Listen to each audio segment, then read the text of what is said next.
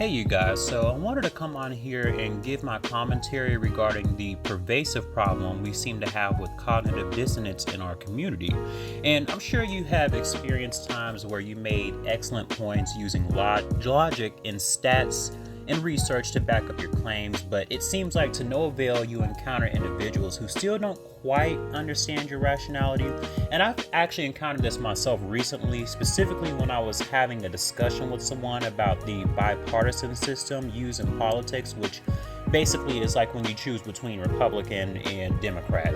I told the person that black people most often are the ones who are pried into voting, and that voting was somehow going to help elect a new president, even though that's never the case. The Electoral College ultimately has a say-so on who will sit in the chair inside the Oval Office. Every time a regular person votes, this vote is counted towards a popular vote, which is titular. Titular basically is something that is symbolic. It has no real power, but it's just something that's there to make you believe that there is some kind of power associated with it. And the popular vote just shows who the general public wanted for president versus who the Electoral College says will actually occupy the presidency. And so when I tried to explain that to him, the reasoning behind why the excitement of voting was nothing more than an illusion, and that the candidate will be your oppressor regardless of which party, ultimately takes place, because both candidates have the defaulted responsibility of carrying out the ideologies and principles of white supremacy. Understand that no matter who it is that you vote for, they're never going to actually allow a candidate to occupy a presidency unless they know that that person is completely under the control of white supremacy. This can be the form of a puppet. If they don't have absolute control over that person, then they're not going to allow the person to become president. So that part, I really wish that black people would kind of get out of their mind. I understand that some of us are aware of this already, but for the ones who seem to engage in that form of cognitive dissonance, just please take that into consideration, that you do not have any control over who sits in the Oval Office. We can complain, but ultimately that will not do anything as far as getting a president removed. The only people who have that power to do so is the Electoral College, and whatever they decide is going to be the person that will sit in the office will be that person, but we will not have that power. And when I was trying to explain this, the person really couldn't present any concrete evidence as to why this statement could be debunked. Instead, it was met with deflection, and eventually the disagreement went from a simple debate to long drawn-out diatribes of contention, and I just could not continue to engage. And it was at that point that I realized that I was dealing with someone under the influence of cognitive dissonance. And whenever I know for sure I'm not the only black person that actually faces this, because I've spoken with other black people who have encountered similar situations where they were speaking to a person and then they actually started to attack the person as opposed to debating the points that the person was making. And you have to understand that when you start resorting to ad hominems in a discussion, you are no longer debating using facts or logic. You're debating from an emotional state. And when this occurs, it's no longer a debate. Debating someone means that you use facts and research to effectively deconstruct another person's logic. Arguing is more emotional based and involves informal tactics like increasing the volume of one's voice, deflecting, attacking an opposition's physical character rather than debunking the logic, etc. And I think that when we hear people talk about having a debate, a clear and concise distinction should be made. Basically make rules or fundamentals stating that it cannot involve these. I think that has a tendency to become counterproductive to continue on a conversation with someone and they're not able to refrain from using some kind of like an attack, because any sign of these indicates that the person is intellectually immature for a debate, and it also notes that the person has no ammunition left to really use to continue the conversation. So this is really nothing more than a desperate attempt to just stay in the discussion at this point, even though the discussion can't really continue. And I think that when some black people engage in this behavior, it obviously can be applied to a multitude of different situations, such as politics, like we discussed earlier, relationships, religion, and etc. I'm sure that you all have probably had your fair share of going back and forth with other black people and unfortunately did not get very far. And obviously, the point of having a conversation with someone regarding a debate is to not change one's mind, but really to help the individual understand a situation from a different point of view. Even if that person retains the same opinion of the subject, like, take this for example. In the past, I want to say it was about 7 years ago, probably 7 or 8 years ago, I remember going in this back and forth with this person on Facebook about the definition of racism. I said that racism was a systematic structural construct that was created to oppress races of people. This oppression is powerful enough that it has a capacity to deny quality resources to black people. This means that black people are more likely to experience a higher health insurance premium, for example. That acts as a form of oppression towards black people because it makes us have to suffer by paying a higher health insurance premium. Basically, we have to come out of pocket more for a resource that we need. Another one is subjection to mistreatment in hospitals. A lot of black people will go to these hospitals and be subject to mistreatment. They'll oftentimes be kept waiting for longer periods of times.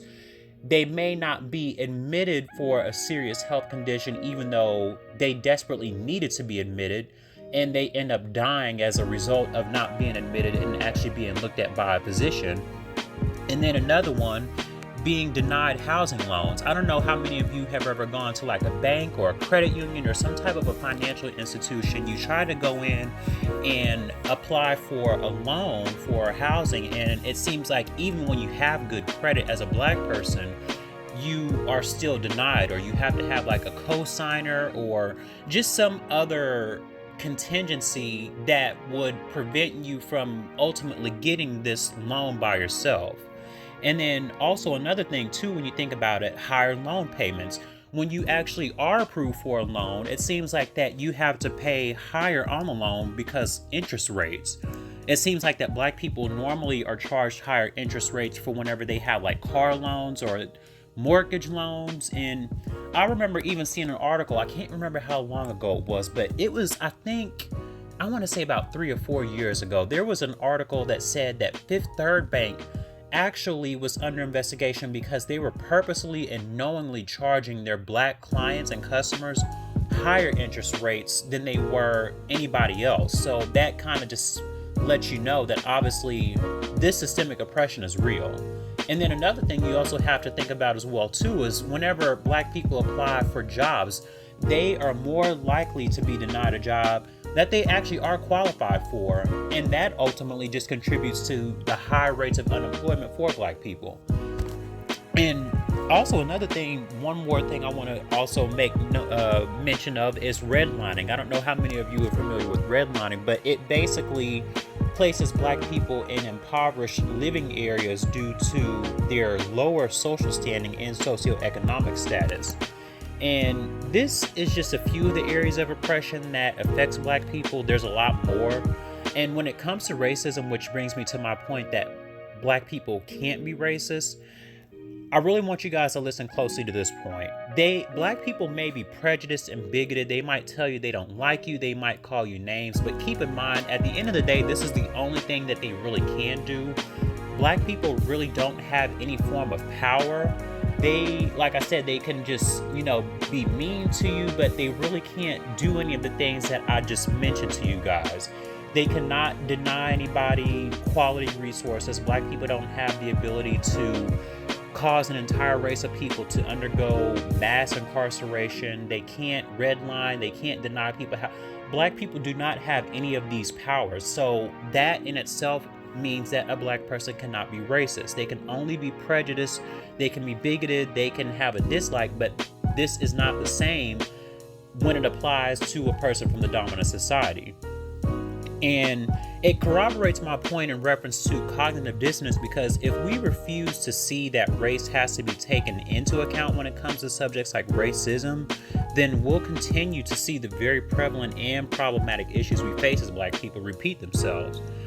So I tried explaining this situation to the person, but he did deflect and he tried to diminish the situation by saying, oh, well, if we continue to, talk about it, then it won't go away, and that I was a racist for calling out the problematic behavior. And I don't know if any of you have ever had the same issue, but it seems like every time we call it out or a Black person calls out racism, then it seems like that automatically we're labeled a racist, and that just seems a little bit immature to me. But yeah, I want to read to you this definition here just so that way I can also use this as an example. So when you look at the definition for racism, it says prejudice, discrimination, or antagonism directed against someone of a different race based on the belief that one's own race is superior. So let's just go with this definition. So you can see that the definition mentions a belief that one's own race is superior to another. Now, I don't hear too many Black people, and this is just me, the people that I hang around with, but I don't hear too many Black people talking about how they're better than anybody. And even if we were to go by this definition, it is at best a belief, because right now Black people are not in a superior position in this world right now. I don't know a place anywhere where a group of Black people have denied races of people quality and valuable resources, especially if we were to look at places like Africa, where a heavy amount of colonization has taken place as we speak. And due to racism or systemic oppression, Africa is actually being robbed of potent resources, and it certainly is definitely not anything new. I mean, even if we just take a look at history, we'll see how even Black people were stolen from their native land because the dominant society saw the benefits of forced physical subjugation. And to pretend that none of that happened and somehow try and act as though we're in a better state now than we previously were is a form of cognitive dissonance. And one thing that I want to make very clear, I did listen to the points that the person was making, and I had trouble understanding where the person was coming from. And it wasn't because I didn't want to see his logic, but it's because the logic wasn't really there. And when it stacked up against what I was saying, I still couldn't quite see the validity of his argument. However, concerning cognitive dissonance, I really think that Black people should consider this.